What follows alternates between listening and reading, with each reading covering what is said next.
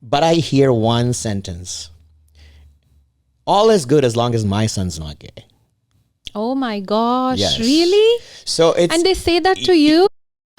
I am very curious on how that, as a child, psychologically impacted you, as you said, carries over to the adulthood. And then does it have that much impact as an adult as well? Or is it something that clears out by itself? Like, why are they questioning that? I mean, I'm just talking to another human being. Okay, so they happen to be Caucasian, or African American or whatever, Hey guys, welcome to Soul in the Game podcast. This is me, Soumya, your host. Today I'm honored and thrilled to have a very special guest with me. His name is Manu Srivastava. He's a celebrity here in Arizona and also very well known figure in the Indian classical music industry. Manu Srivastava has a huge following on social media for his not just music journey but also for bodybuilding. He's a natural leader, a driven individual who embodies hard work and dedication with honest and deliberate efforts. While his flamboyancy and direct get-to-the-business approach may astonish some of us, at a deeper level, he is kind and generous. I am honored to welcome Manu Srivastava to Soul in the Game.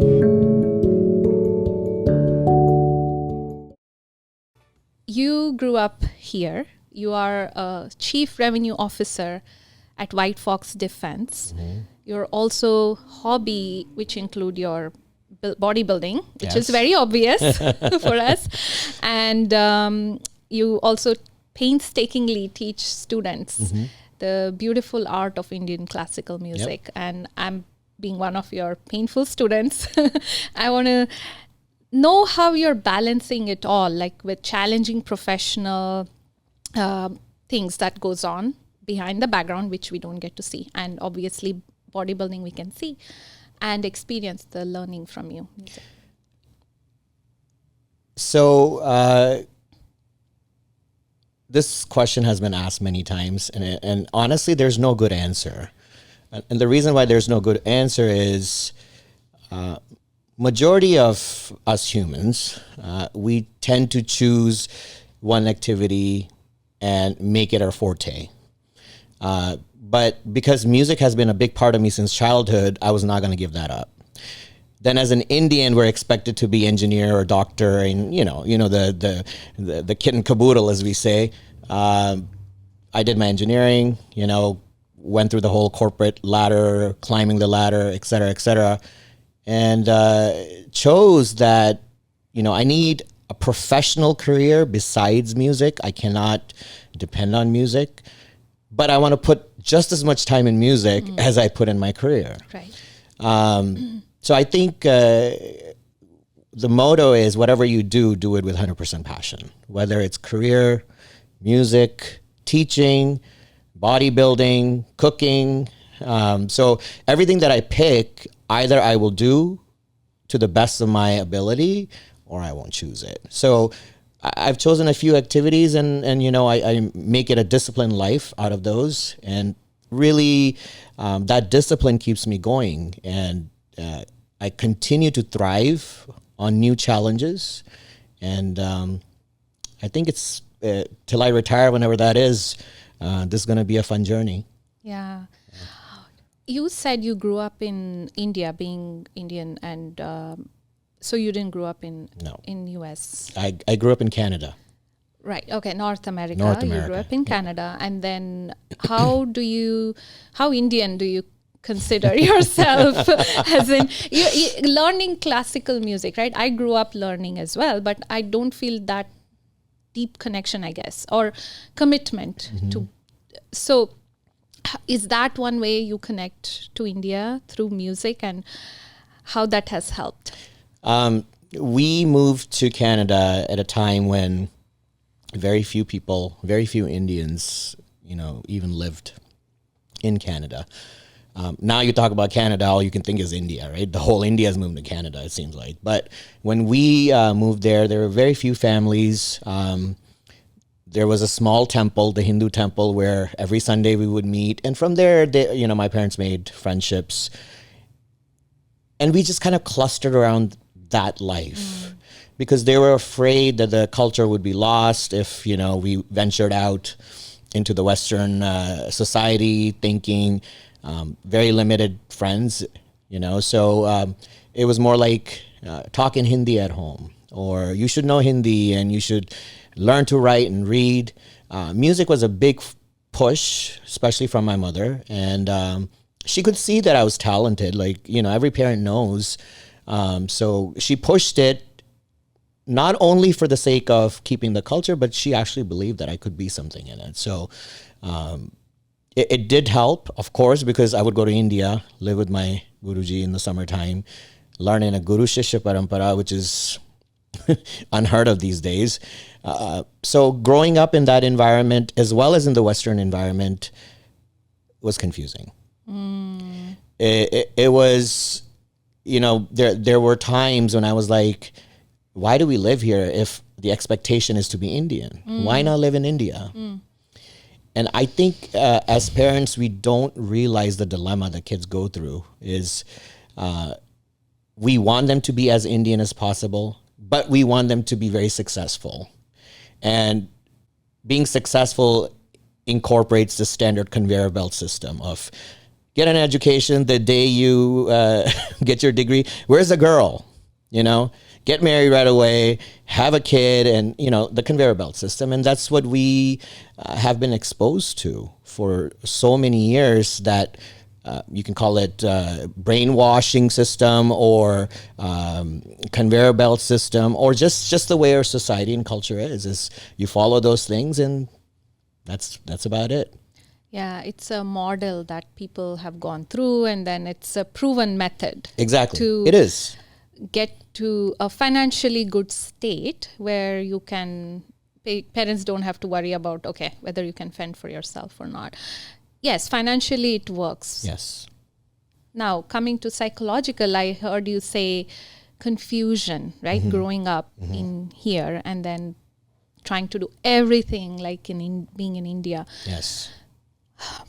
I am very curious on how that as a child psychologically impacted you, as you said, carries over to the adulthood, and then does it have that much impact as an adult as well, or is it something that clears out by itself? No, it never clears out, because you have to understand your childhood is your base of existence. The way you are in your adulthood is developed when you're a kid, when you're a child, with parents having full control, pretty much full control financially. As a child, you completely depend on them, and you're afraid that they won't love you because you don't agree with them. You're going against their will or against their thinking. So you never refute it. I was not allowed to talk in a higher voice at all. Whether I agreed or disagreed, it didn't matter. So I kept a lot of things inside. Whereas my kid today, he just blurts out whatever he wants to, and there's no consequences of it, because, and in a way, I kind of like that, because as a human, we should be able to exercise that right and be open and talk about what we're feeling, what we're thinking. We don't come from that background. Is it a good thing or a bad thing? That's, we can debate all day long, but it did impact me very deeply, where many things happen in my life, where the word blame comes in. And, I think I'm at a level where I found peace, and I don't like to use that word blame anymore. Everything happened for a reason. They had their reasons. I had my reasons.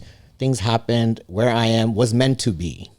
So, but I would definitely say the way you are raised, in the environment you're raised, with liberty or not, it makes an impact on a child's development. Yeah. I'm also more curious about, you mentioned how you had to listen, like not even have any financial freedom, or like today when we both have kids, and then we have our sons who who are very vocal in this environment. And I do see that in India, people are changing. I've Yes. noticed they're very vocal as well. However, it comes with a lot of confusion, Correct. right? As an adult, if you're vocal, you're still confused versus when you're a child, you have that confusion, but your parents are, learning, helping you to learn. So as a childhood. I would love to know more, if you're okay and open, to talk about what type of impact, with some example maybe, or what is an impact that carried over, and how music, pushing into doing music the best, or was it your personality? Because many people go through that too, but maybe not everyone gets psychologically impacted as strongly as maybe on you, because maybe because you're a driven person, you take everything seriously. Maybe do you think that would be an impact, or no? As a child, you don't take anything seriously. Let's be very honest.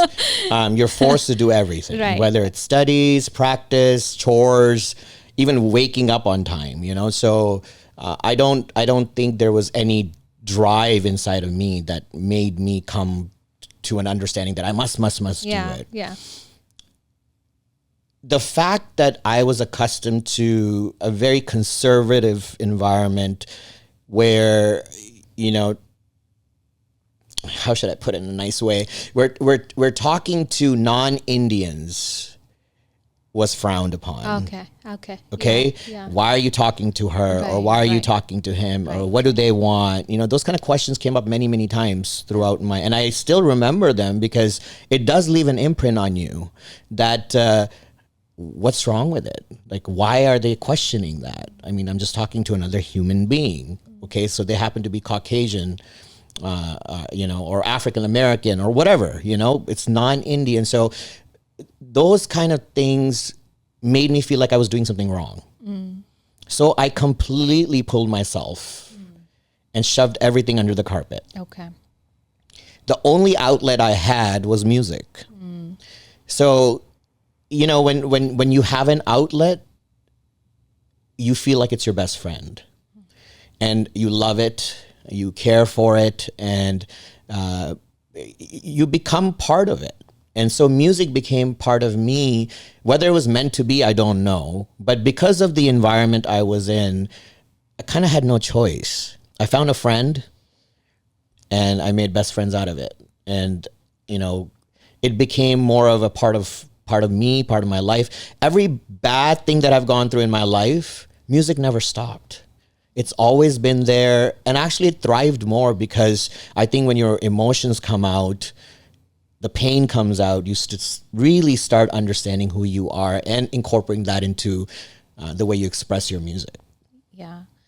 You're like the best in the top tier of music industry, right? So, okay. So all the work that you have put in the childhood and the suppression that you had to go through, and then channel that to learn put into music. It's good to see that you channeled into something, useful, right? Today. I know you've gone through it. It's hard. And I want to get into another topic, good segue, where this is impacting your students, right? Like your teaching methodology, the way you correct the students, or the way you give them inputs, or that you're very much known for your temperament, for example, outside. You know that too. Yes, I do. So, and how people perceive it, right? So it's what you call it, almost inherited, and then you're living a legacy in a way that you don't really want to. That's not that exactly you went through the painful process.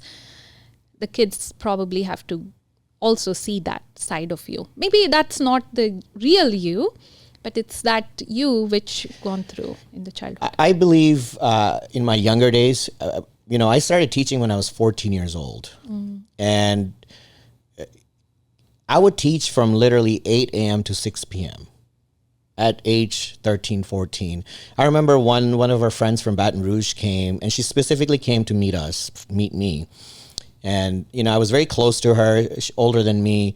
But we got along really well, and she wanted to. She was like a young person stuck in an old body and wanted to just party, right? So she came, and literally the whole weekend I was teaching, and this is when I was 16, 17, or maybe a little bit older, and she just looked at me and she's like, "You are so young, yet you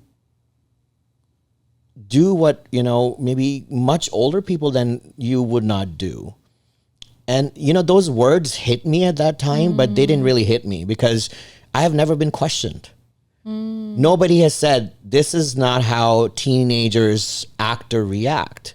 Nobody said that this is not the norm, Manu.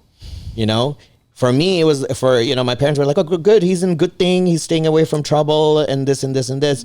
Not realizing that the other aspect of living the childhood is completely missing. It's either music, study, music, study, music, study. So fine, I developed this discipline for sure. And if you hear, Olympians and other celebrities who are in sports and music and everything, they kind of went through the same thing. It's nothing new. But from my perspective, I think this should be talked about, that it's not healthy. It's not healthy. There should be expectations. There should be goals, but not at the cost of something that is so crucial to the development of a human being. And I was lucky in a way because I was able to make something out of it. I know a lot of people who would be in my situation would go nuts. And probably when their wings open after college and freedom comes, not been a very good situation. Yeah. So I could have taken this completely and went the opposite way. Yeah, that's very possible. Where you are today with your partner, husband, Adam, and going through your journey with your previous marriage, how would you describe all these that we just talked about, impacting that as a journey into being yourself, expressing yourself, and embracing yourself? Because even without having any clue about who you are, to taking this type of almost 180 degree Correct. turn and doing all this, like after so many years. Help us. Yeah, so like I said, my lifestyle, my life was a conveyor belt. Tarna and I met when I was 22 or 23, and she was 3 years younger than me. So we were very young. To me, the whole side of sexuality it was never talked about. It just never was discussed or any. It just never even came to my head that something like this could be. We follow the suit, as we call it, the conveyor belt system. We both got degrees, and she went to medical school. I got a job, and we decided to get engaged. And that was after a few years. It wasn't like right away. We're dating. Then we got married after a few years. So I think I was 28 or 29, which is considerably late for Indians, right? So, they're all like wondering, but I just feel that I had zero chance to understand who I am because these things were just never discussed. I didn't have close friends that would question me or even talk to me about anything that is non-music related. Every time I would be in a social setting, it was always about, how's your music? How's your music? And music. And there was this sour note in my head, like, why do we always just talk about music? Anywhere I go, sing this, right? So that's all I knew. And that's the frustrating part, because maybe if I had known, things would have been different. But if things would have been different, then today would be different. So it's like, what is right, what is wrong, I don't know. But I do feel that the lack of communication that we always had in our family, like you just could not talk that freely. Because if you went against the thinking of, my parents, you're wrong. Simple. Because Gita mein ye likha hai. These kind of things would come up, and can you give a rundown, compressed version of your day, maybe, for example? It was just get up, do your music, go to school, and come back, do more music, eat, homework, maybe listen to music, go to sleep. That's it. So Gita, when you say on Sundays we used to have Gita class. My dad is I would say he's a very learned man. Like he knows a lot about the Upanishads and Vedas and so on. But to be able to use that in today's world, I think that's where I think I have a mixed opinion about that, because I think it's, people, theoretical knowledge versus practical knowledge, right? Exactly. We are given a book to follow. I know this can be controversial, but I think it's important because all of us are given a book. Okay, read this and then apply that, versus understand yourself and then use that as a once in a while supplemental, right? But that's not the whole formula, because we also have our own personality. Yep. But yeah, sorry, that was, I think in today's world it's changing, as I say. Maybe there are many things that are usable, that are useful, but I think those subjects were only brought when I was going against the thinking, and I think that always brought negativity into the conversation. Instead of me understanding the goods of it, it was just always used to justify the thinking overall, and I had no choice to just be quiet. So the lack of expressing my feelings, the lack of communication, I would just stuff everything in a box. And then one day it'd be like this volcano that would just burst of anger. And I didn't even understand why I'm so angry. A lot of my friends say, gosh, you used to be so angry. Like everything was anger. Even my parents said, you were such an angry kid. Tarna, angry person. My son feared me because I would get angry not knowing why I'm angry. So now that I've gone through this journey of understanding who I am, what gives me peace, what calms me, and what makes me feel like a free soul, let's put it that way. That anger is diminishing by itself. It's even in my teaching, the way I used to be to what I am today, I think this is a 180 complete. I mean, I had zero patience before.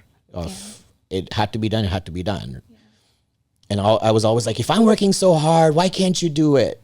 And that frustration inside would spill into my students. And, when I have realized what did occur, it did bring amazing students. I'm not going to lie. Okay. So some of the students that have come out in that environment are phenomenal. Yeah. Now, when I'm lax, I do get good students, but it takes much longer because I'm lax. Yeah. And humans are lazy. So, you take your good old time until you're pressed to the wall again. And it's like, okay, Visharad is coming. What are you going to do? Yeah. Yeah. You talked about the journey. I have few things to ask you there. I think you talked about a few things I'm curious about. First is the journey that you went through. You said until you went through that journey, you didn't know who you were. Correct. Can you elaborate more on that journey part? Again, my growth as a man has been very masculine. The feminine side that would come into play is the music side. I was in dance when I was a little kid, so there were instances of feminine qualities that were incorporated into a very masculine quality. Even though I'm out and I'm very proud of it, it's very difficult for me to see myself in that environment. It's very hard for me to accept that I could be that. I'm getting better. How did you even realize first? Because you have to go through internal journey, right? Yes. So it's very recent, actually. I didn't even know anything. 2016 is the year when, I had a manager who was basically arranging all my concerts, this and this and this and this. And because music was so important to me, and I was on the rise like crazy at that time, where literally every festival I was singing at and performing at, and Manu this, Phoenix Gharana. This is a very golden time for Phoenix Gharana for sure, before COVID hit. So at that time, I developed feelings, and I developed feelings not understanding what they are. Like it was a little scary at times, like what the heck is going on, because he's a guy, and it didn't make any sense. And this thing came out. And then, Taruna and I, we said, oh, it's probably just a phase, like a curiosity phase that many go through, many don't talk about it. And we just let it go for 3 years. And then when COVID hit, I was stuck at home. No job was going on. The world was shut down. And music, another part of music came out. I started realizing how, I hate to say it, but self-centered people are. And it really rubbed me the wrong way. And I'm like... You realized you were self-centered when I think we all are. Okay, how self-centered people Everyone are. Oh, okay. Everyone, there are times when I want to do something, knowing the repercussions of it, but because it benefits me, I still want to do it. Or the other person is being so insanely cautious. Like, you don't have your life in your hands. Tomorrow you could be just walking across the street and, get hit by a car. But we are so protective that, locking yourself in a house or a door, but going to our work as a dentist is okay. So like these kind of things was, COVID brought out real personalities of people. And to me, it was just, what am I doing? Who am I? What am I? Is this what, I know I've been doing music for so long, but is this what I was brought to the world for?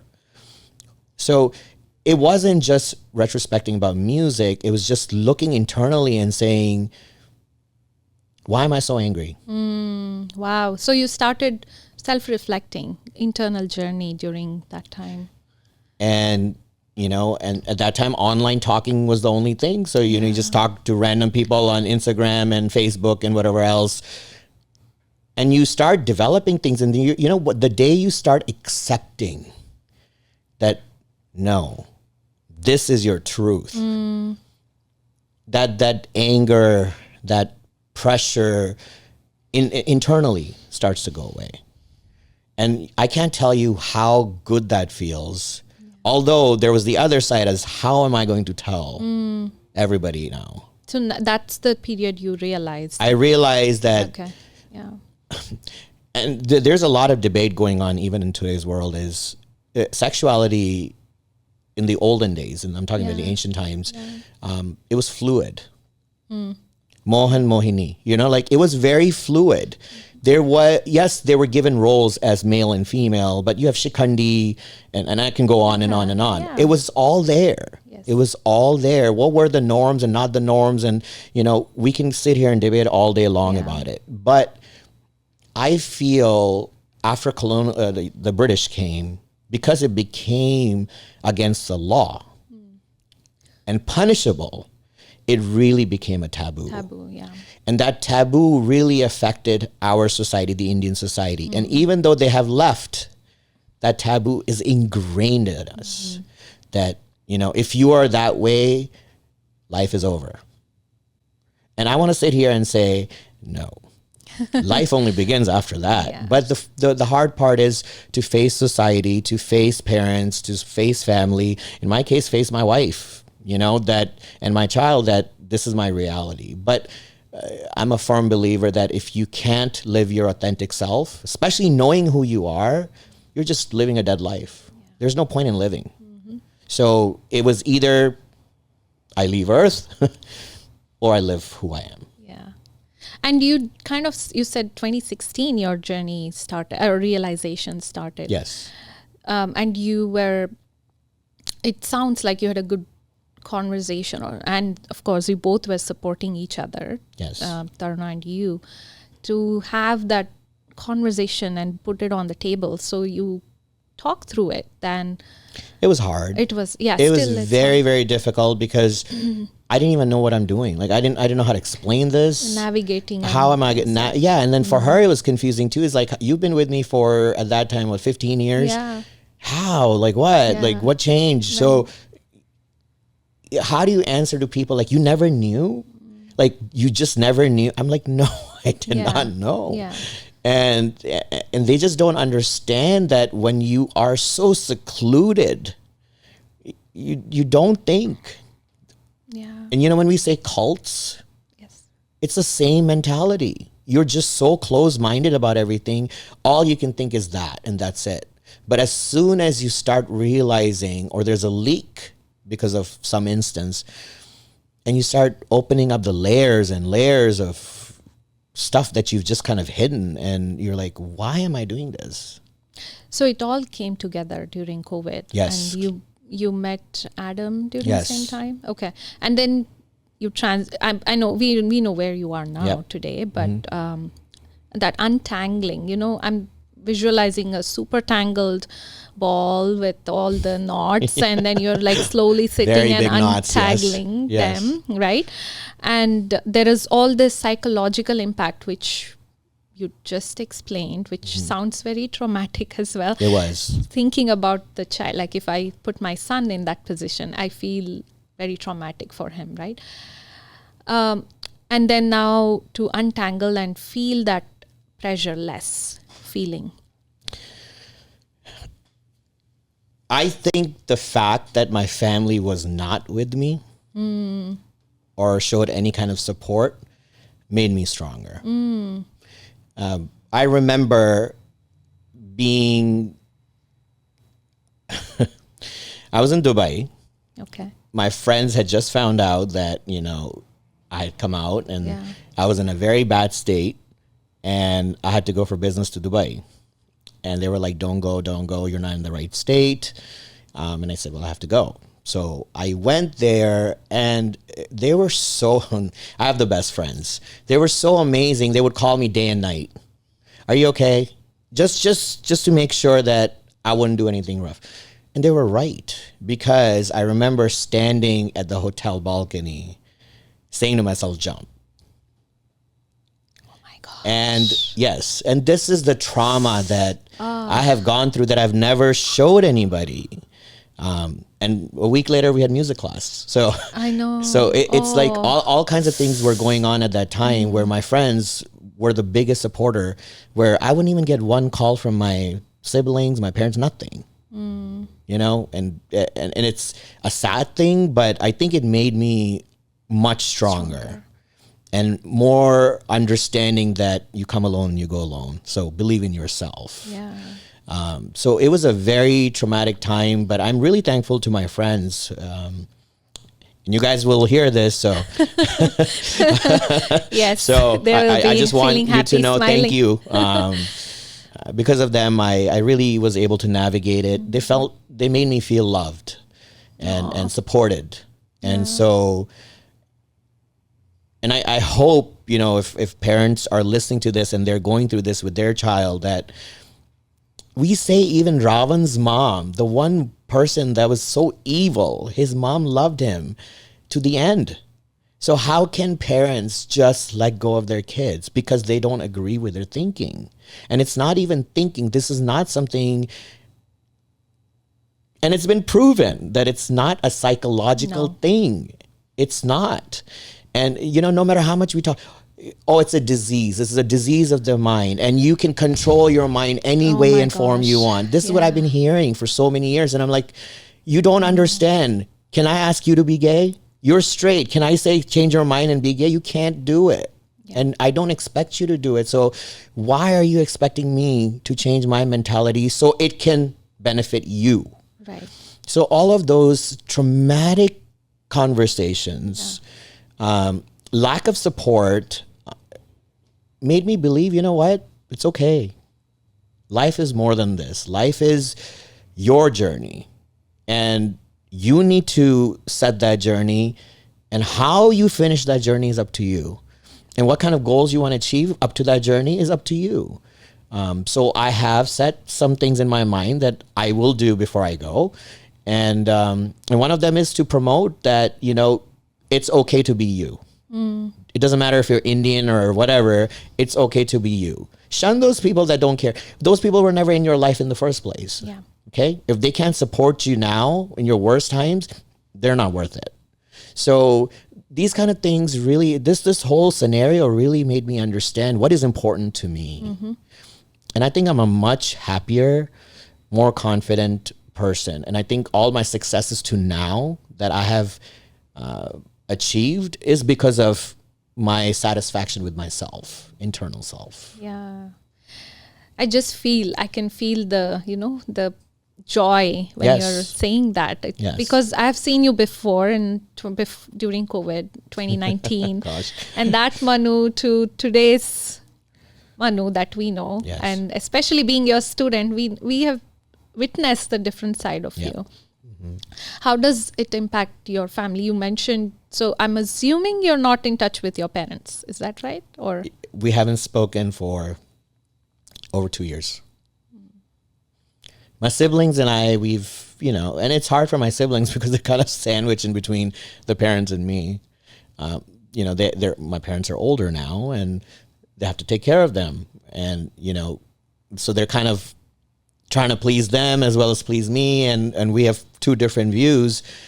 So they're stuck, but they do their best to, you know, communicate with me and communicate with them and try to make them understand. But at this age, and I know how stubborn our thinking can be, that it's very difficult to change that. When I think of parents, I think like how you came out with not just accepting the who you are, but understanding what caused where you were before, right? Let's call it conditioning, like Correct. how you were conditioned We are. to think. So now put that just to bring a perspective for the parents. Now we can think how our parents are conditioned and they are unable to realize or unable to come out of that thought process that they are conditioned. It's when you realize that your condition is when you actually just let it go. Yes. Right? Maybe they're not able to realize that. And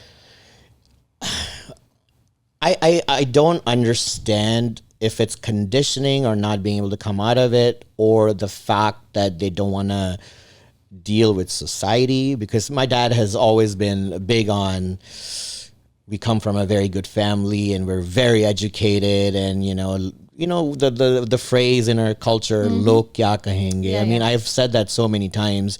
I think it's ingrained in us, and we fear what others think about us. And that goes back to even my music. When I started music at Phoenix Gharana in 2006, the backlash on the name I got from India. How could it be a Gharana? Like, what are your 7 purvaj, blah, blah, blah, blah. And I'm like, you know what? This is just a name. Calm down. It's just a name. Look at the work we're doing here to promote something that is dying in India because a few have such a good grasp on it and will not distribute it. Okay? So if we are able to change the course in another country, let it be Phoenix Gharana or Dimka Gharana for all I care, right? So I literally had to become very strong and stand on my ground on this name. We made videos actually on this and talked about why we call it Phoenix Gharana. And it's a phenomenon that we created here, that, you know, we are able to bring out students who are at the level of performing in India and wow the crowd, you know. So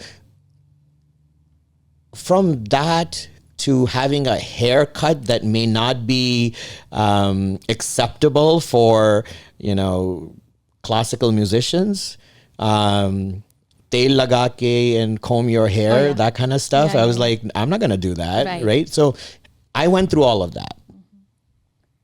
And that made me stronger again too. So like all of these things that I've gone through made me much stronger in who I am, what I believe in. I'm going to stick to it. Right. Okay. So, good and bad. I think you're showing the world that questioning yourself is important. Yes. Because when you question yourself, you're addressing the conditioning that has gone into it. And we never question, we accept the conditioning forever until we die. That becomes an legacy as well. Yes. So I think you're demonstrating that, whether it's good or bad, that's up to the perceiver. If you ask me, I would say it's all good, because of course I don't have any direct impact from it, but I can see that psychologically you're less stressed, and because you're less stressed, you're more happy. Even in your teaching, it is very obvious. And when we are learning from you, it's more of a joyful experience now. Mm-hmm. Maybe before it was more of a fearful experience. Correct. I agree with that. Right? So yes. I mean, even in my style of teaching now, there's more love and more acceptance that, hey, we're all humans. It's going to take time. Before it was more like, gosh, why can't you just get it? Like, what is so hard about this? You know, those kind of things would be in my mind, which completely is gone now. But there are other things that still bother me, which again reflect on my music. Is, for example, we'd be in a setting of Indian parents. And, you know, we're all okay now. We're all like, okay, so he's part of the LGBTQ, so what? You know, who cares? Like, it's gone to that level. We've gone to many parties. Everyone's okay. But I hear one sentence. All is good as long as my son's not gay. oh my gosh, Yes. really? So it's... And they say that to you? Well, it's not directly to me. It's more of a conversation. And then they realize, oh my Wow. God, what they have said, right? That thinking is there. That thinking is still there, that as long as it's not my family or anything to do with me, I'm okay. Do whatever you want. But, you know, this is why our society is at a standstill in thinking. It takes so long for us to get out of the stigma and what we have created as taboos, that generations go by and nothing changes. You know, so at least my friends who are Indians, who were born and raised here, they have a very different perspective. It's the people from India that have moved here, they're still stuck there. It's really hard for majority of them. I'm not going to say all of them, because there's some open-minded people also.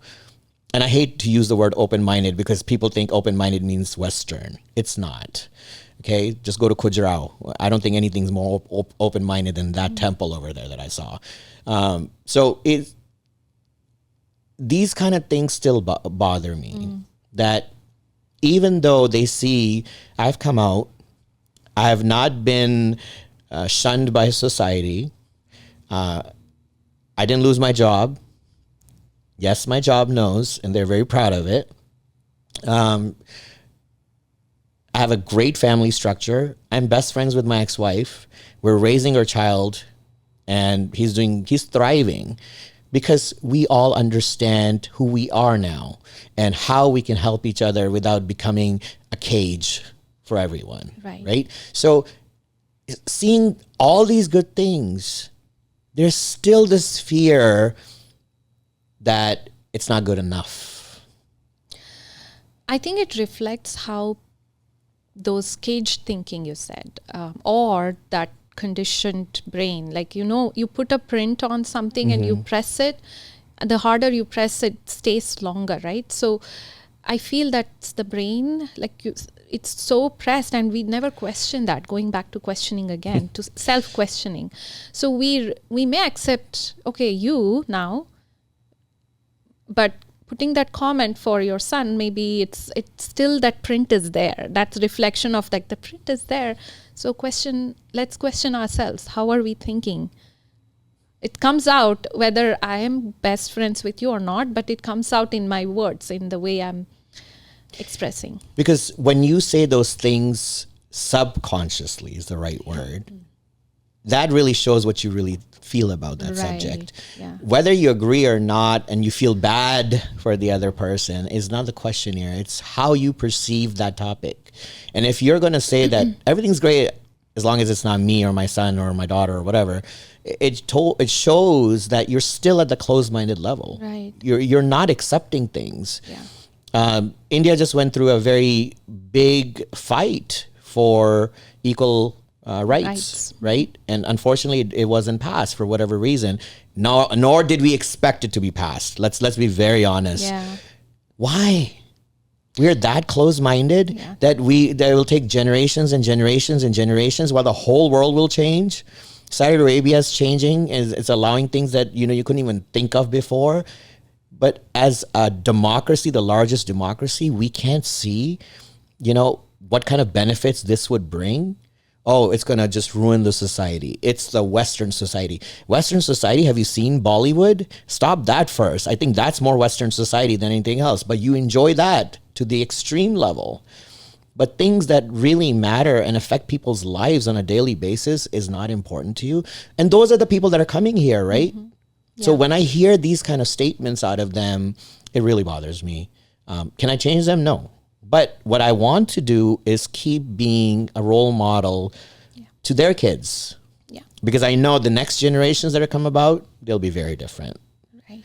And at least show them that, hey, we can all have a very good life and very successful life. Yeah. And you're already leading the way, being, having kids, students who look up, not just in a music way, because of what discipline you bring, right? Mm-hmm. That discipline is the side effect of that is where you are in your career or music.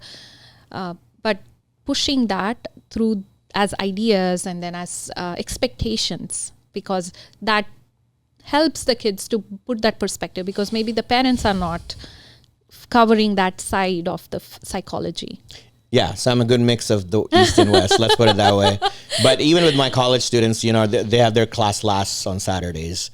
After the class is done, we sit there for half an hour just talking about life and what they're experiencing, what they're going through, And it's funny because I remember when I started doing that originally, nobody would say anything. But now it's become more of a discussion, a topic. So we really look forward to that half an hour of yap. Because they want to know my perspective, and they find it very fascinating that I was able to do what I was able to do. Yeah. In this world, we have many that are living in the closet, that contact me, that are married, have kids, and they're not happy. They're not happy. They're just living for the sake of living.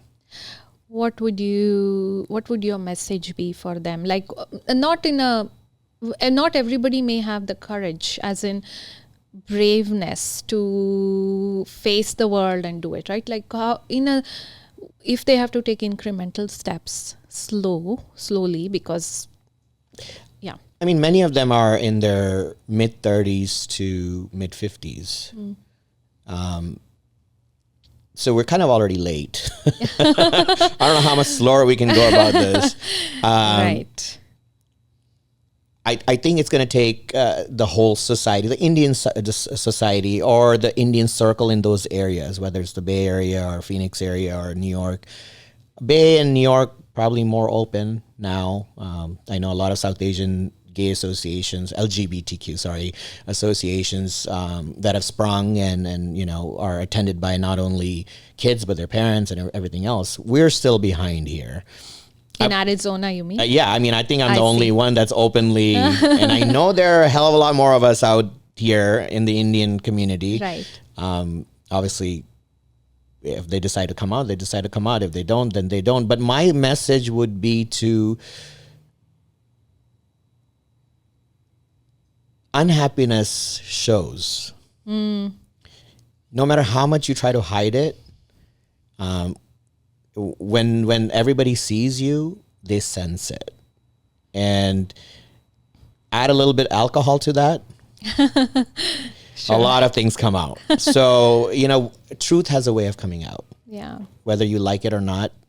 And one day, one way, something or another is going to happen.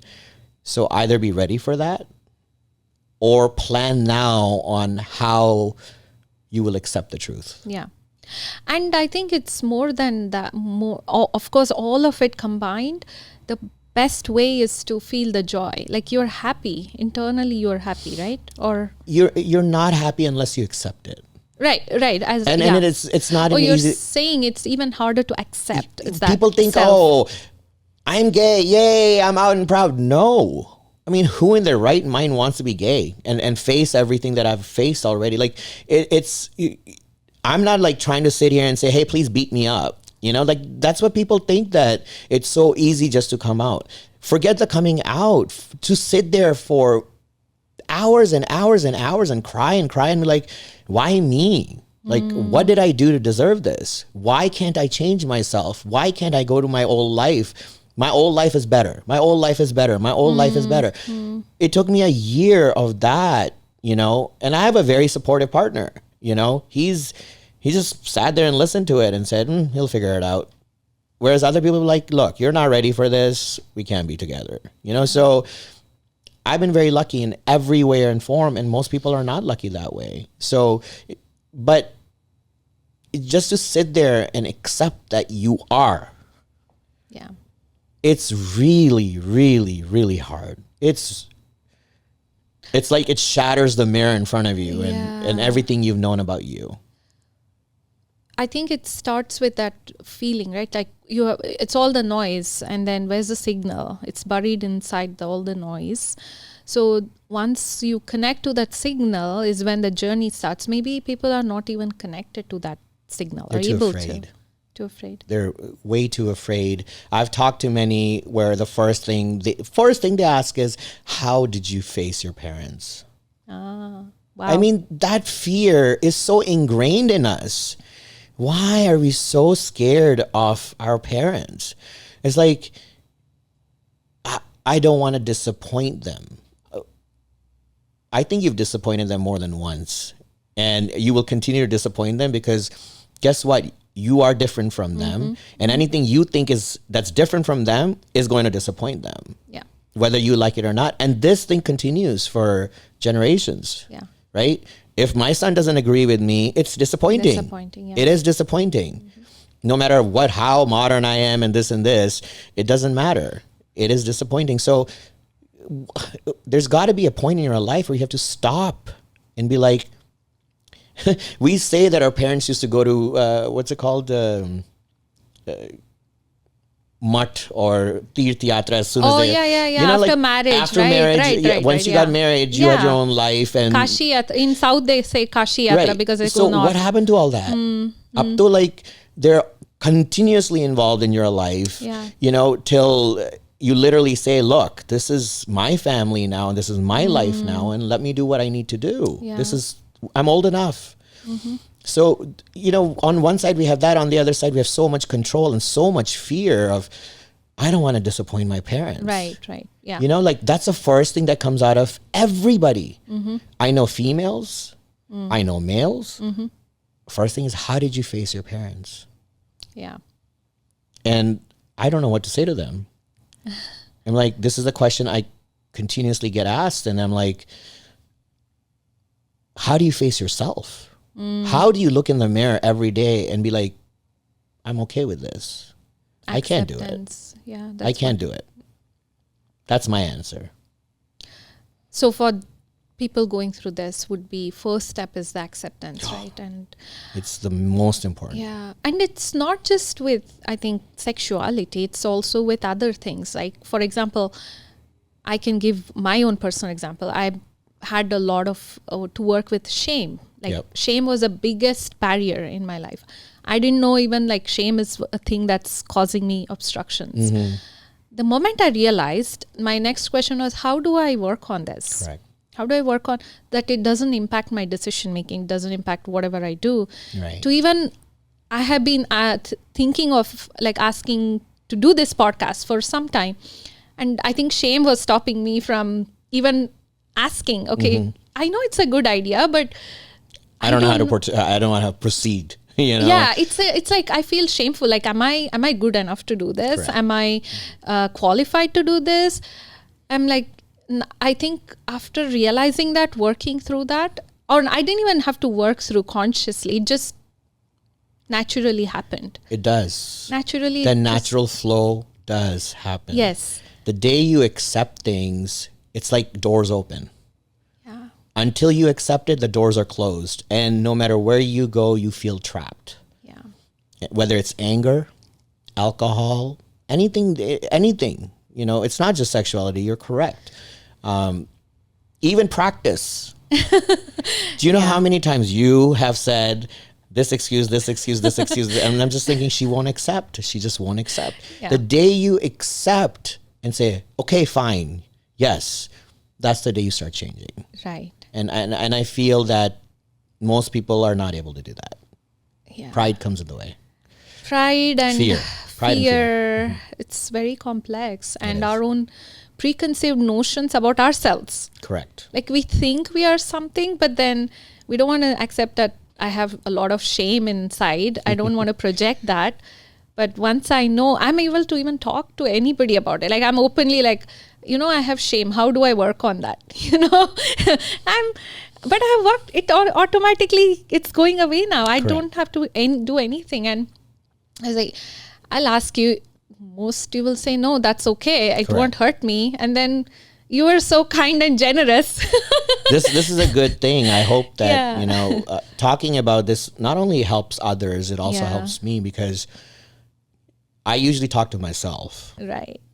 And when I'm talking to myself, it's like so many different ideas that I'm just not able to make a novel out of it that makes sense. Yeah. I know the bits and pieces. I know why and how and when, and people agree or don't agree. Like all kinds of stuff comes. But when I'm talking to you in a flow, Yeah. Yeah. I'm like, oh my gosh, like I see it. Yes. I see it more clearly than Yeah. before. You need that mental clarity, Correct. I think. All right. Now I want to segue into our Phoenix Gharana. Yes. Which is, I'm also part of Yeah. from 2019. And it's been a wonderful journey. I know it's frustrating for you to teach adults especially, but I think we have, for example, I can speak for myself, having that broken journey of music, it kind of starts haunting you. Like, you need to learn better. Like, I didn't put quality, or maybe I had enough good guidance. So I need to understand why I didn't continue, right? Now, as I'm learning from you, it's becoming more, Phoenix Gharana feels more closer, like every week, and Structure.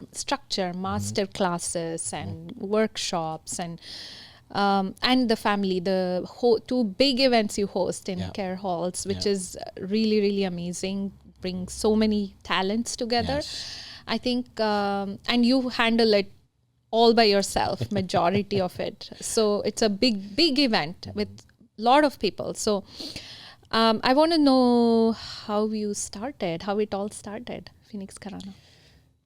So when I moved to the Valley in 2002, I was not sure if I'm going to be living in Phoenix, because it was a job change, and out of the blue, my company said, tomorrow we want you to go to Phoenix. Like, literally tomorrow we want you to go to Phoenix and see. Where were you? In Cincinnati, Ohio. Oh, okay. That's where I went to Ohio, college and all okay. that. And, I'm like, Phoenix, like, who lives there? So Okay. I flew over, and I remember it was December 16th, 2002. And I looked down from the airplane, and it's clear skies and everywhere lights. And I'm like, oh, I really like this place. I get out of the airplane. It was like, I remember snowing in Cincinnati. And I get out of the plane, and it's like amazing weather. And I'm like, okay, I'm not leaving. This is it. Phoenix is it, right? It wasn't summer, right? No, it was Christmas Which month? time. Oh, okay, yeah. Yeah, it was beautiful. And I'm like, I'm not Nice. leaving. Yeah. But again, you don't know where you're going to be. I was Sure. so young at that time. Yeah. And once I moved here, I started to look into, what is here Right. in terms of culture. And, I remember going to the Hindu temple on Hayton and met my first friend there. Jigger, if you're listening. So from there, like, you know, the social thing started. I made a lot of friends through him, et cetera, et cetera. But the music aspect still wasn't there. I don't know how. I think one person talked to me one time and I learned that I sing. And then from there, it kind of grew. Organic. It was process. organic, yeah. And I started to see that there's a lot of interest, but there's nothing in terms of teaching and a school. So I said, okay, fine, you know, I can do that some hours and weekends and this and that. Fortunately or unfortunately, it grew to a level where it was out of my control. I was teaching literally every day after work for 4 hours, Saturdays from 8 to 6, Sundays from 8 to 6. Where were you teaching then? Queen Creek. Oh my gosh. Way south. Who was there? All the Indians. Queen Creek. Wow. Yes. Okay. That's where I had my first house when I moved here. Queen Creek is around now. Okay.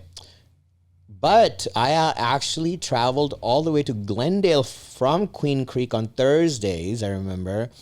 And then Tuesdays to Desert Ridge. Okay. To teach. Okay. Wow. I don't know, this fire has always been in me to promote classical music because I had promised my Guruji when he was dying, he died in my hands, that I would take his legacy and make sure it lives on forever. Oh my gosh, yeah. So those kind of things were still in me. And when I make a promise to somebody, I will do everything to make it happen. So, you know, I took that message and I said, I'm going to do it. Yeah. So I drove to Scottsdale, Glendale, Desert Ridge. I did that for many years, actually, until I got very, very tired. And it affected my marriage life because and Tarna was in residency at that time. So either she was out or I was out. And you didn't have your kid then? We didn't have Milan at that time. We were so busy. Right. It was so busy that we never had a chance to think about anything. Yeah. Let's be honest, nothing. Right. Even us, we didn't have a chance to think about us. Yeah. But Phoenix Gharana came from that. It grew to a very large school. We had at a point over 200 students. Wow. And, you know, it was getting too much. But I was able to do very large gurukuls for 7 days straight. Where students just thrived. I mean, you've listened to our older students, you see what they sound like. It's because of those platforms that I was able to create. And, you know, social media helped get the word out to the world of what's going on here and, you know, how big it has become. And then I started to realize that, you know, students need a goal. If they don't have a goal, they're not going to work towards perfecting the art form. Yeah. So I decided to do Pandit Kashinath Bodhas Festival in 2013. That was the first year. Oh, wow. Okay. Yes. That was the first year. That was the first year. So we're on our almost 13th one we'll go now. Nice. So 2013 we started and then I think 3 years later we started the Darpan Festival. So we had two, one in the earlier March, right? March and then September. October. And then we had many, many concerts throughout the year. With Batux, visiting artists, workshops, this, that. So did you already have that structure in mind or was it also organic It was all creation? organic. Okay. All organic. The only thing I did have in mind is the way I was taught. I was taught not for 45 minutes. Yeah. I was taught for hours and hours and hours. Yeah. So I wanted to create that and show that it works. And that's why we have the master class right now. Right. Gurukuls are more intense. They're longer, many days. But that was, I think, very helpful in creating the students that I did create.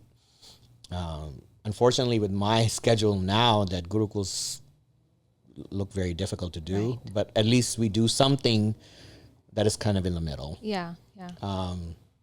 But, you know, that was the start of it. We brought in AAA plus artists, you know, you name it. Everyone's been here from Shubhada Tai to Padma Tai to Sanjeev Abhyankar to, I mean, all the brand names that we hear, they've been to Phoenix Gharana. They've done workshops. Ashwini Bhide, she did a workshop, you know. So we're talking very well-known celebrities in the Indian classical musical world. And they've all enjoyed coming here and giving their knowledge because the students were able to capture the knowledge. Yeah. It wasn't like the teacher was just singing and everyone's just looking at her, you know, like, what is she singing? So it was a very good experience from 2013 all the way to 2020. Yeah, COVID. That's 7 years, I would say, were golden years of Phoenix Gharana. Yeah. Then COVID hit and it's like everything crumbled, including what I was going through myself, my personal life, and then Phoenix Gharana as an institution. And I think the crumbling started to happen because of my own inability to keep myself sane. And so we're today, you know, we're back to, I would say, a very good level of students. It's taken some time, obviously a few years now, and I'm basically starting from scratch because they're all beginners. So the journey continues. So I want to touch base on the 2020 part. Yes. I think it's both important and also I think there's so many things to untangle there. Yeah.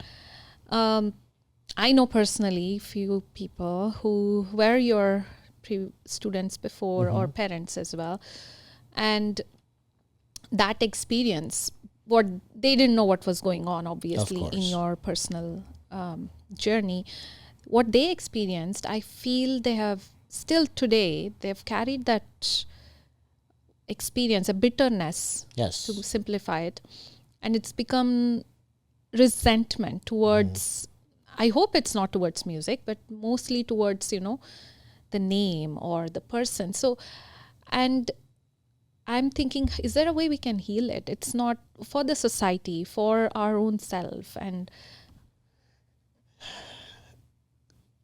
it's never too late.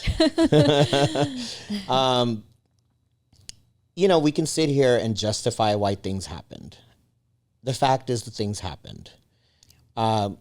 There are many wrongs that may have been done from my part. There are many wrongs that were done from their part. yeah, So we can sit here and argue about that, and I think we may agree to disagree. yes, Right? yeah, What I do believe is the bottom line is I started Phoenix Gharana for the sake of music, and that's it. Not for my personal gain, not for personal fame. I mean, who in their right mind wants to sit there from 8 to 6 o'clock and teach and teach and teach and teach while all your friends are having a good time? You know, so I did it for the sake of promoting music. And if anybody believes otherwise, I'm sorry. You know, this is very personal to me, and I stick to those morals. And I had promised my Guruji at age 16 on his deathbed that I would take his legacy and move it to the next generation. And that's all I am doing. At every cost, it's cost me a lot. Okay, it's cost me my entire 20s to be where I am with the school. Now, COVID was a time of chaos.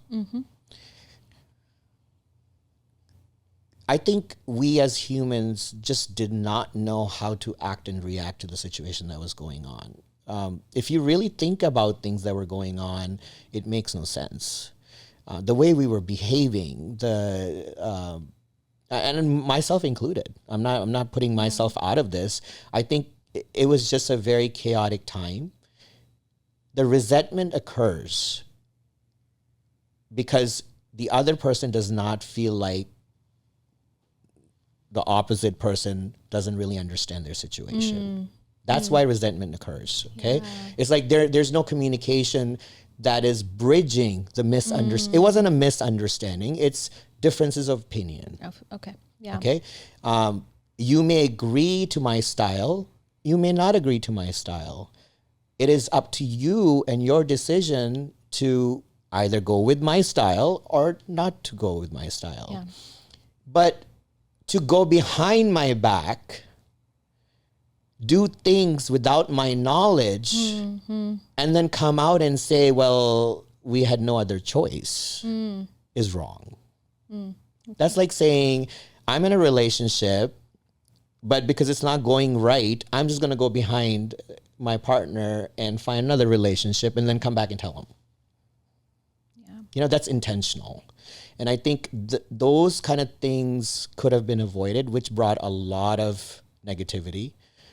I didn't mind that students stopped. I believe everything happens for a good reason. Okay? Because there may be another path for them to get to the next level of whatever they're trying to achieve or they're going to achieve. Even right now, I have certain students that have finished Visharad and have stopped. And I was happy about that, actually. I was like, you know what? I've gone to many different teachers with the respect that I have asked them that, hey, I want to move on to different gharanas or different styles. Is it okay? But I've always asked for permission. I've never gone behind and said, I'm just going to do it. And I think those protocols should be followed, and they're mandated by our music system. Yeah. And it's very hurtful when you have worked 15 or plus years with students, and then in one instant, it's just taken away from you. It's very painful. So that pain from my side, only I understand. Their pain of me not understanding their situation, only they understand. What all I can say is things have changed. Yeah. Let bygones be bygones, and let's move on. If we can work together, great. If we can't, I respect that too. Yeah. I would love to see them at concerts. Yeah. I think it's a handshake that, okay, we may not agree with things, but we're supporting the cause of music. Music, yeah. Right? We do all the shows for free. We've never charged any money from anybody. It's the students that are paying for it, whether people agree it's a huge amount or whatever, but we are getting the payment from students who are supporting these things. So if you're not part of the school, we've never asked for even a penny, come enjoy the show. I would love to see everybody there. And maybe in time we can have a conversation and discussion where we can hash things out. And get to a point where, we can be amicable with each other. Yes. Because I feel there could be some assumptions as well. Which of course. Which are... We've never really talked. Yeah. It's been texts. That's how we talked, was text messages. And my pain only I can understand and I can only discuss. Their pain only they can understand and only they can discuss. And if there's no discussion or communication, there's nothing. It's just assumptions. So I want to bring up, even I had a conflict with you. I don't know if you remember, but it was during COVID time. And you said, if you're not coming in person, then don't bother. I did say that. Yes. and I still believe in that. Yes. At that time, I mentally wasn't ready yet because of all the confusion going on. And we have our mother-in-law with us. So I texted you saying, okay, this is a situation. I don't feel comfortable. But I'm okay to give it a couple months. And then if you're still open, would come back in June. And you said no first. And I think I wrote a super long message explaining the situation. And it was like, okay, I'm not just going to let it go like this, because I also believe in those principles of basic human values. We have to follow them, no matter music or outside, right? Before you go on, I have to stop you. Sorry, go. Yeah. Do you know how many times I got that message during that time? Everyone. So think about that. Yeah. You're one person. Right. I'm one person receiving the same message 200 messages so many times, and you gulp one time, you gulp two times, and then anger happens. And then you're like, what am I doing and why am I doing it? Yeah. So that's what people don't understand is you sent your message because of your own situation. Right. But I am having to hear and looking at these messages over and over and over independently with all kinds of circumstances. Yeah. Why? Yeah. Why does nobody think that it's a lot, right? But I had to put myself together. Even though I was going through so much, I had to put myself through together and say, look, I said this to myself. I remember this. I am ruining everything I worked for. Yeah. I said it to myself. And then I put myself together and I said, you work so hard, at least save what is there. That was the day I accepted. I accepted that it's never going to be the same again. Okay? Because for me, it was very painful. Very painful. I had literally devoted my entire life up to that point to music. I had sacrificed every normal thing that nobody would do. So it was extremely painful for me. And then to see these texts and messages and emails over and over and over again, as a human being, either anger is going to come out or you just become numb. Yeah. And that's what happened to me. And I understand that, you had your own situation. And obviously we made some kind of compromise because you're here. It was up to me to accept that, it is a situation. Now, how do I handle it? Yeah. Without, Taruna always says, you're not very good with adversities. And I'm like, I realized that today I wasn't. Yeah. I'm still weaker. But I have learned not to react instantly. Because I'll tell you, when I read those messages, the fire that built in my body, it was going to consume everything in my way. Wow. Was it fear that was driving? Was it like insecurity that everything gonna fall apart? What was it that driving that? Definitely that may have been one of the things. But the more anger that came out was, I've lost my entire younghood. Oh, the other side that you were going through. Yeah, my entire young adulthood, whatever you want to call it, my marriage time, where people have fun, they're traveling, doing this and that, and I didn't do any of it. Yeah. And to get to this point, and now it's all crumbling. Right. It's all crumbling. So why did I waste so many years of my life doing this? Yeah. So that anger, frustration, everything, whatever you want to call it, was mumbled in this cloud of gray. And somehow or another, I had to just jump out of it and say, it's okay, Manu. Yeah. Yeah. Let's tackle this and see how you can save it. And in that moment, we started having classes in person. If you remember. Yes. With masks on, with air filters everywhere. Yeah. And the funny part was, I think nobody got COVID, or even if they got COVID, nobody knew, or, because it was a good year and a half that we did this. And then it was like, okay, we're sick of this. Take the mask off. Everyone's vaccinated now. And more people got COVID after that than during the course that we were doing. But anyways, it was a learning experience for me, again, that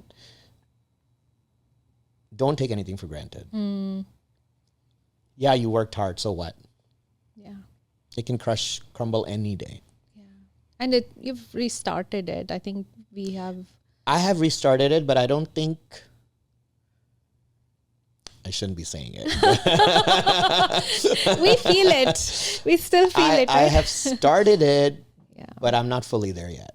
Yeah. I'm not there.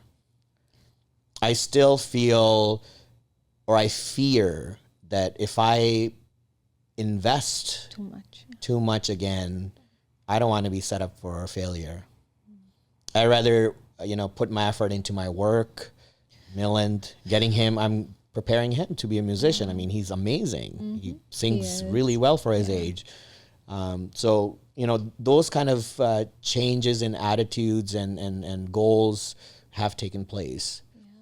Yes, I want amazing students. Of course I do. I will do as much as I can, but it's not what it used to prioritize be. Yourself it as definitely well. The priorities have definitely changed. Yeah. Because it is going through all that, it is very traumatic, and especially when you've given all those years and coming to that realization is, of course, it's going to change the person to act differently. So Yeah, and I don't have hatred for anybody. Right. Yeah. I don't have any resentments anymore. What makes me angry is I just couldn't tackle it in a way that maybe everything would have been fine. I think I'm more angry at myself. Yourself. Okay. I see. Than the people. It's not that I'm angry at, first of all, I have no resentments left anymore. I don't have anger for anybody. Even when I see those people, I used to get angry. I honestly did. But now I realize it's not angry towards them. It's anger towards me that I wasn't able to collectively find a solution to keeping everything together. You know, I was just going through so much at that time, and I'm not giving this as an excuse. It's just now I'm realizing that I could have done a lot better job of dealing with the situation at that time if I could just have pulled myself out of it. Yeah. So hopefully, like it's a good learning experience for me that in the future, if big adversities such as COVID come, I'm like, okay, it's okay. It's okay. Yeah, we just move on. Yeah. I hope they are listening and they see your message. I hope so too. Yeah. I hope so too, because I miss you guys. And I hope to see you guys at future concerts or whatever, because I think we had a great friendship, not just as music students and all that. You know, there were some of them have been there since day one. Yeah. And they're very high quality musicians. Yes, of course. Really, really good. Yeah. Really good. So hopefully they understand my side at least, and I'm always open to dialogue. Now I want to jump into the other content side, or your passion hobby side, that is. Oh God. Yeah. Workout. Yes.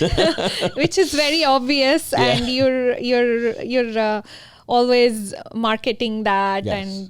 And it's not easy, right? It's extremely hard work. Another that tests your everything inside you, and the discipline we have to maintain with the food, the timing to work out, timing to eat, and every single thing we need to pay attention to. So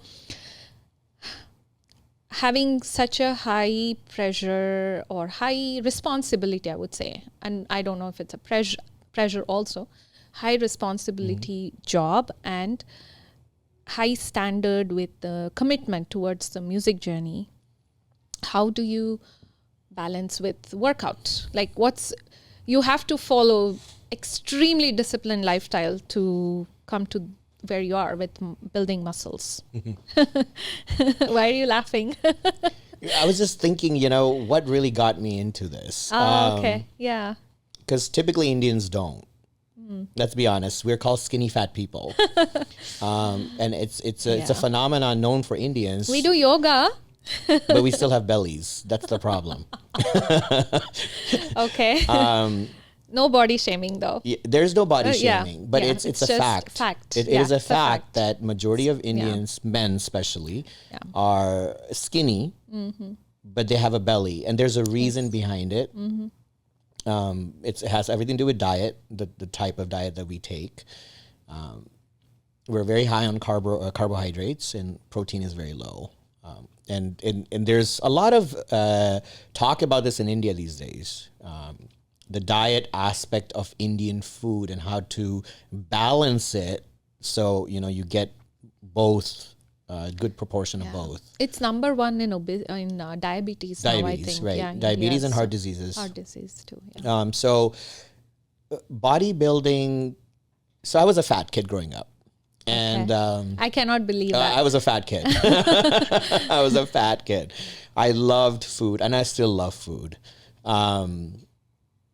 And I don't know, with Indians, it's like if parents think if your kids are, healthy, that's what they call it, right? Healthy. That it's good. Yeah. But in school, you're bullied that you're a fat kid, right? So that body shaming I received throughout my Canadian years. As soon as I got into high school, I saw every guy being bigger than me and more muscular than me. And I'm like, why do I look the way I do? So even then I had that shame that you had, that I'm not good enough. I just can't do it, and if I do it, I won't make it.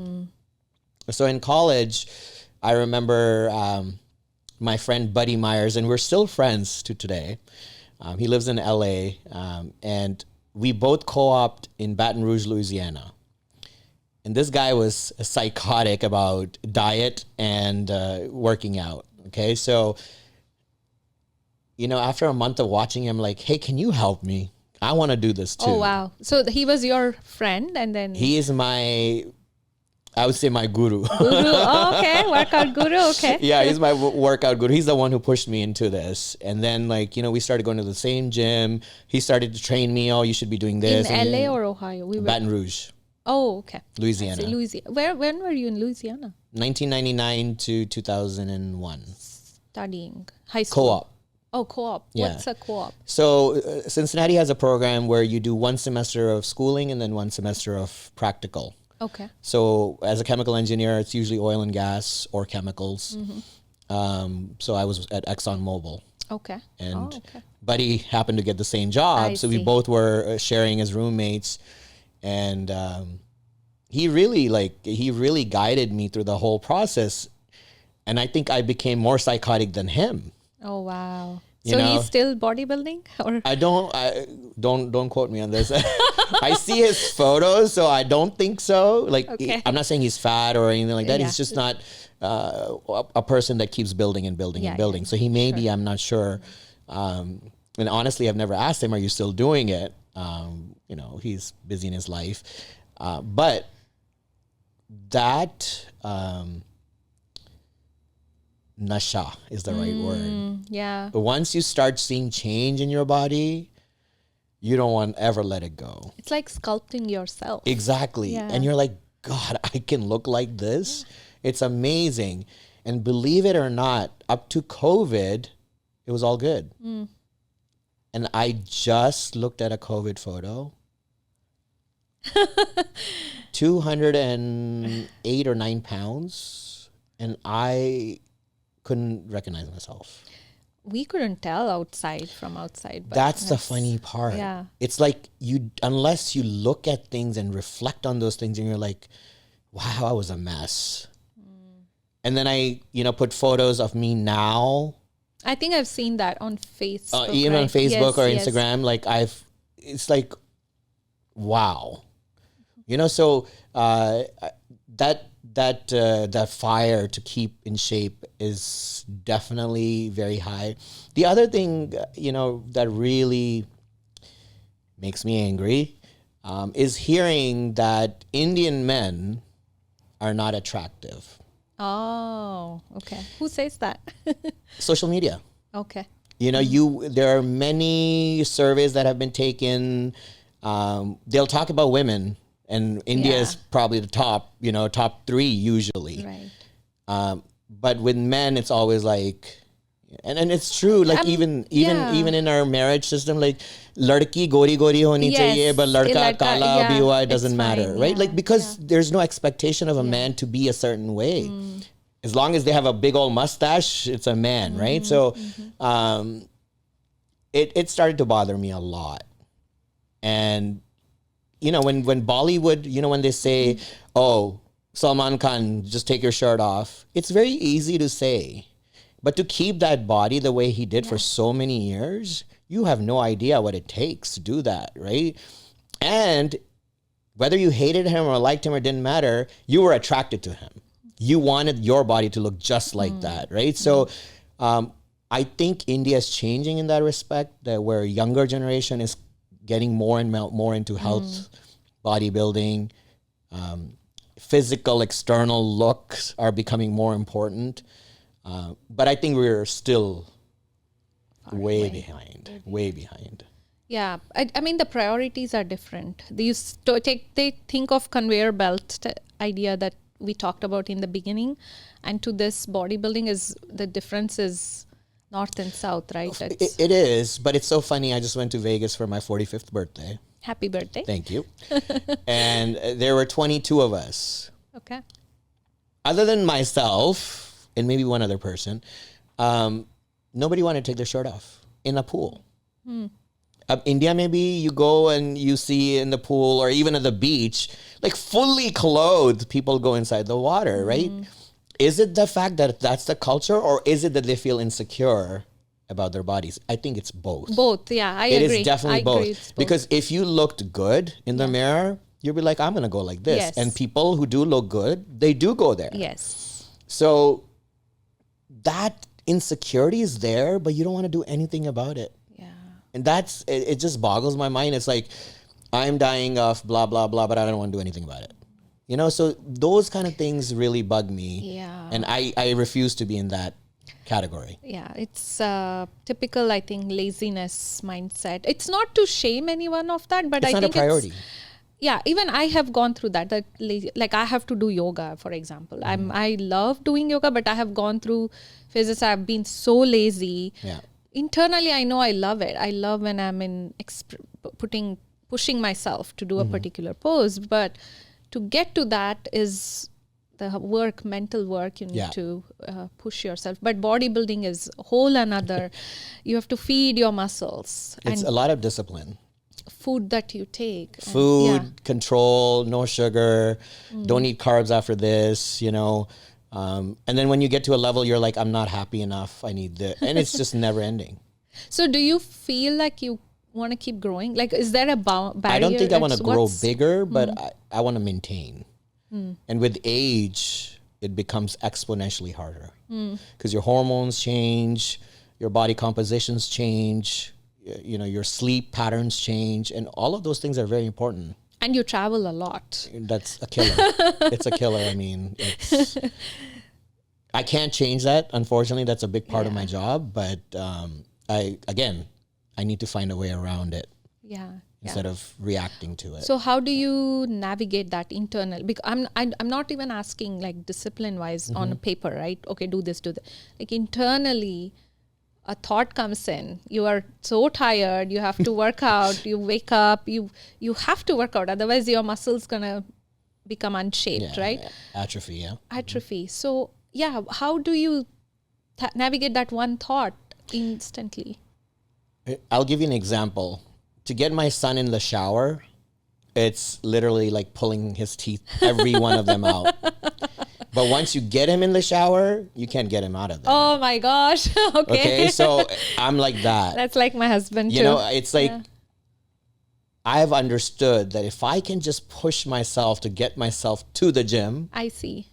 Then it's all good. Then all the energy comes back, all whatever needs to be, because the environment is there. But as soon as I see my bed and my comfy sofa and the TV, I just don't feel like doing it. So I literally being mindful that that is my weakness. I just go straight to the garage, into the car. I'm like, just go. But you're already disciplined. Like that's a habit of yours, right? Yeah. Like you're disciplined in your work, in your music, and travel. Like, so this probably, do you think it's easy because you're already wired to be disciplined that way? It's definitely like waking up at 4 when I was younger to do music. It disciplined me. Even though I was tired, I would just wake up. And now, even if I've slept even an hour, I wake up at 4. It's just, I'm wired that way. So it's easier. But is it good for your body to be that tired? Yeah. You know, obviously not. So you have to plan your day then, right? Take a nap later on, or because I do take cat naps for sure. Yeah. I probably snore so the entire world can hear it, but I do take my cat naps with my little doggy on the side who also snores. So those are important. And I think when I'm traveling, laying down, you know, really helps. And 27 hours of nothing to do, listen to music and sleep. Yeah. So I do catch up on my sleep in my travel. That's nice. Yeah. And does it impact the way you think when you haven't slept properly? Because which I have no idea. You don't know. I don't know. When I'm tired, I know I don't function properly. Right. But worse than that is if I'm hungry. Oh man, yeah. I'm hangry. So I think a combination of both things is detrimental. And I think I heard you say you eat 6 times before, I try right? to eat 6 times, except for Saturdays because I'm teaching literally 6-7 hours. That's what I was thinking. You're there throughout morning. But in the morning, I eat a lot before I come. And then you're planning your workout and then eating. And So I then go all home, that. I eat, wait 45 minutes, go to the gym, eat again, and then go out or whatever's going on. Then eat again, and then.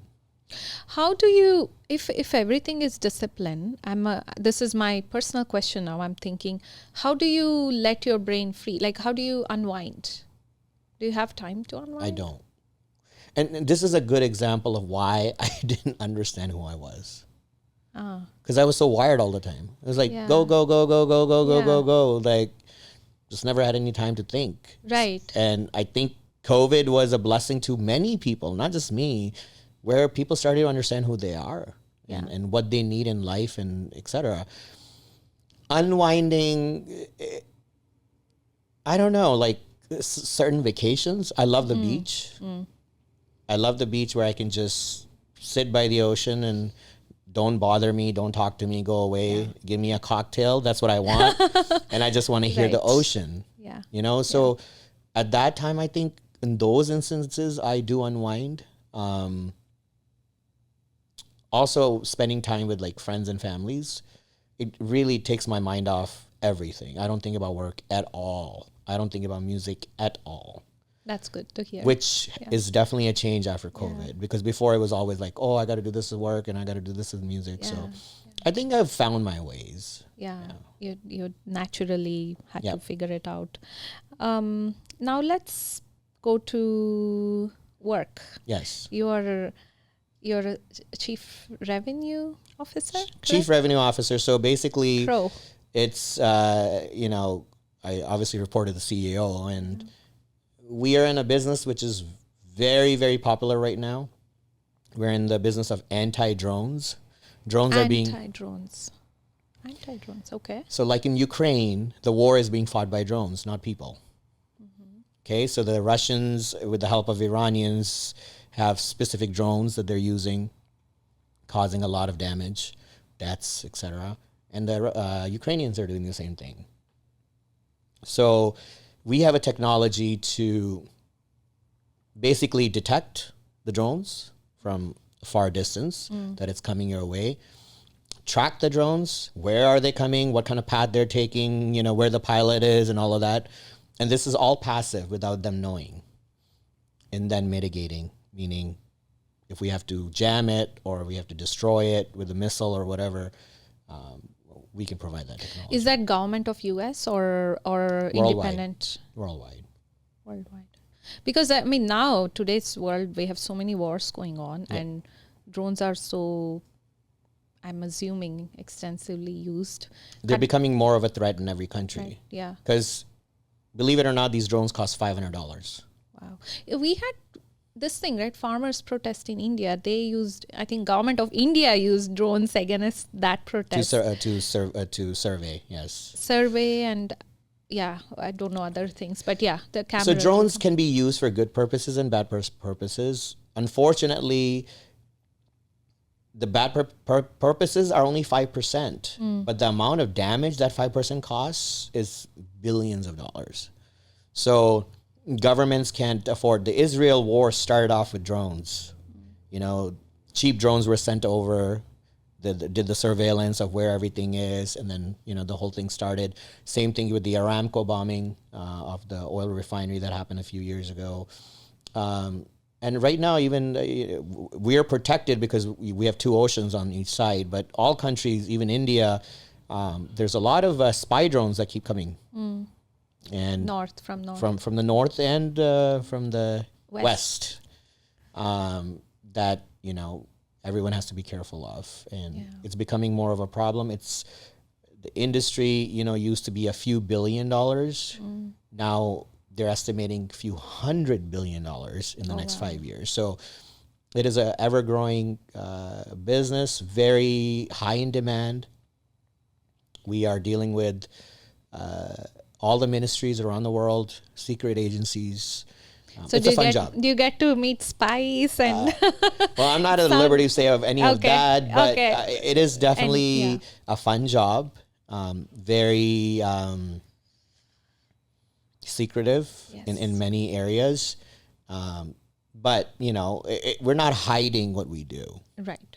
You know, everybody knows what White Fox does and what we're about. And what is the name? Why do they have name White Fox?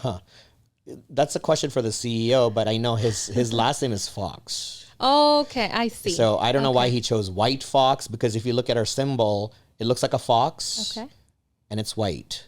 So maybe I don't know why he chose the word White Fox and not Red Fox or Black Fox or whatever. But all our equipment that we manufacture also has the word Fox in it, like Drone Fox. So is that also, you're also into manufacturing? Yeah. Okay. So we do hardware and software. Okay. And you're in US, right? We are a US-based company. Okay, yes. but international. That's why you have to travel a lot, which we're dealing with sense.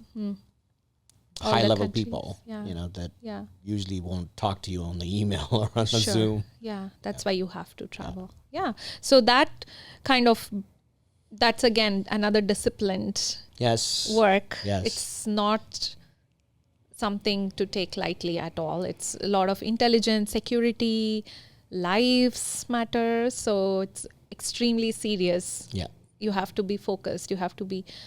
So do you, coming back to you now, psychologically, do you assign, I'm curious now, how do you allocate your brain to doing all these different things, moving in so many 8 directions? to 5, I only think of work. Yeah. I don't think of anything else.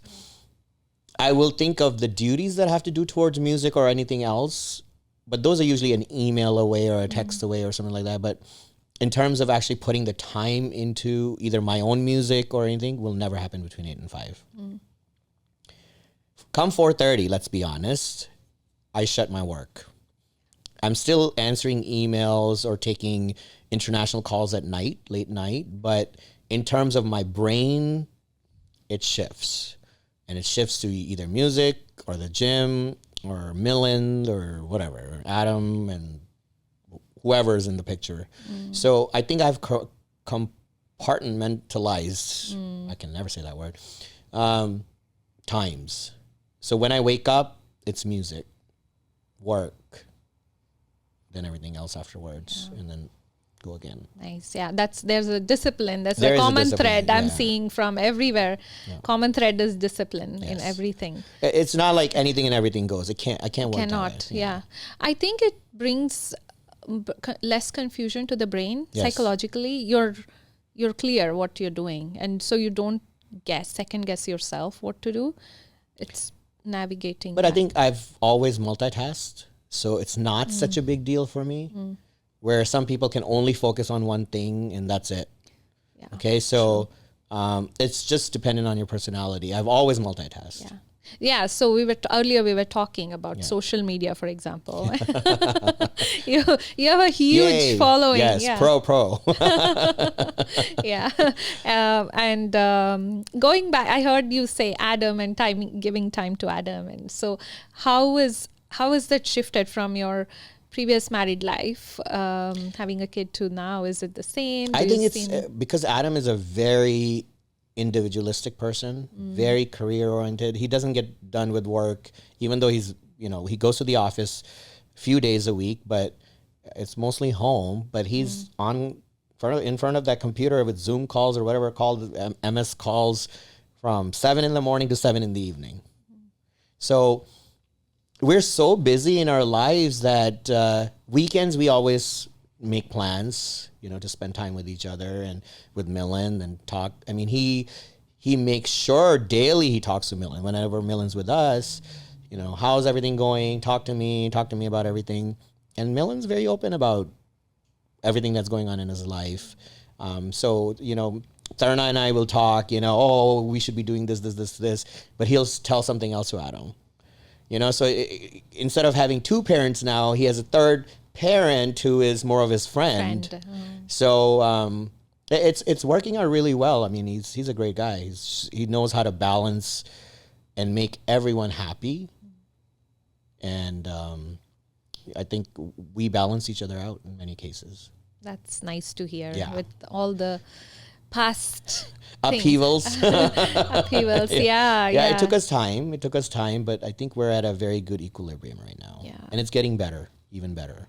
That's nice to hear. And I have met Adam as well, and it was nice to talk and have his perspective. Oh, he has a lot to perspective say on about it. the Yeah. Indian community because he's very analytical, and it's not easy to fit in with Indians because we're very judgmental, and it's difficult to accept somebody from a non-Indian. Even for him, right, to come to Indian community, it's like overwhelming. Must be. It's overwhelming because they're so judgmental. Oh, okay, I see. Yeah. I mean, if it was see. just like, hey, just come on in. And he's very analytical, right? Yeah. So he won't just take things for face value. So he has to analyze everything to death first, and then oh, this is my plan, and and he tries his best to fit, and people love him. Everybody that we deal with, they absolutely adore him. Yeah. And how is your how have you felt with his family? And They're great. They're great. They're great. They're very, he came out at age 8. So I didn't even know what I was. Yeah. So he's been out forever. 8 years in old. rural Indiana. So for his family from the Midwest to accept, it's a huge deal. It's a very, very, very seldomly accepted thing from there. Wow. So I give props to his mom and dad, and yeah, so I mean, he's had his journey of his ups and downs and dealing with a lot of things and I adversities. should talk to him next. Yeah, you should. 8 years old. That's Yeah. like such clarity of mind, man. And he's very black and white person. Yeah. It's like, no means no. Done. It sounds like also like my husband is like that too. It's very kind of, he knows. Yeah. Very, very, very clear. I also have jealous towards them because, with Indian things, we are so much noise we grew up in. I think that brings in a lot of, I don't agree, it's a chaos, but we have to find our way through it, right? It's a different skill we have to learn. Yes. Versus for them, they can't handle that. It's hard for them to handle that. He gets overwhelmed many times. He's like, I can't do everything. I can't do everything. I'm like, well, I'm doing this every day. Yeah. It's just a lot for me. But I think you are at a spot now where you're understanding versus you're not having, you've gone through all the difficult parts. So now I've learned to listen. Listen. Yeah. I never used to listen. It was always me talking. Yeah. Now I just sit there and I listen and I ponder and I'm like, okay, he's going to say this. Okay, he's going to say this. So I already know what he's going to say. And I know why he says those things. Before it would be more like, why does he say those things? So I think a lot of changes occurred. A lot of change in my own personality has really occurred because I was able to accept everything. Yeah. All the goods and the bads. All the goods and the bads. Yeah. And that makes any relationship very strong because you'll go through this up and down, up and down, up and down, up and down. But at the end of the day, it's like, tomorrow will be a better day. Yeah. And when you're going through that, it's one of you will be out of it. Like one of you will be in that situation and one of you may not be because of how we have evolved. Yep. So, yeah. All right. Let's see. Before we end, I want to ask you what type of legacy what type of legacy you want to live to our world. You have a lot going on. I can guess it could be in music, but I could be wrong. So I just want to know from your perspective, how would you, in another podcast I listen to, he always asks, what's your armchair moment? I have talked about this to myself many times. I don't think there's one thing that is extremely important to me anymore. I could say, if you asked me that question before COVID, I would flat out say music. Flat out. I want to be the most well-known singer on earth. That was my goal. I don't think it's my goal anymore. I enjoy different aspects of life now. But one thing for sure, I want to be authentic. I want to be true to myself. I want to be true to all those that I deal with on a daily basis and have no regrets. I mean, those 4 things are super important to me now because I know when I, leave Earth, I want to look back and be like, you know what? It was good. Yeah. No regrets of, oh, well, if this wouldn't have happened, then this would have been like, none of that. I don't feel that we need to justify why we are where we are. We are here because we are here. And I want to live in the present. Yes, plan for the future, learn from the past, but I want to live in the moment. And I don't think I have done that for years. It's always been, I'm living for others. What will they think? What will they feel? Will they be happy? Will they be upset? You know, so I think that definitely has changed. In terms of legacy, I would hope that Phoenix Gharana continues for generations. And if it doesn't, that's okay too. That's okay. Because I did what I could. Now, if that higher power feels that it needs to stop after me, then it stops. But at least I have created students. And even if I can take one student and make them to that level, I've done my job. Right? So whether it continues or not is not, I'm not going to say important, but it doesn't hurt me anymore. You know, I'm not like dying that, oh, after me, it's just going to die. Yeah. It was meant to be. Yeah. So, you know, I feel like I'm at peace with everything. I feel that. I don't feel like I'm dying to do anything anymore. I'm just like, okay, it's good. I enjoy this. I enjoy this. But I don't feel... I think my goal in life is for people to open their minds. I think that's my focus these days. It's like I want to talk to people and ask them why they feel this, or, you know, what is wrong with this? And, you know, those kind of questions which they may have never been asked. Whether it turns into a disagreement, so be it. But at least I need people to understand. If I can change a couple of people to not be open-minded, but to be open-minded enough to understand that, hey, this could be. Even if I can do that much, I think I'll be very happy. And you're doing that. I am doing that. I'm taking every step. I mean, I'm known as the rebel.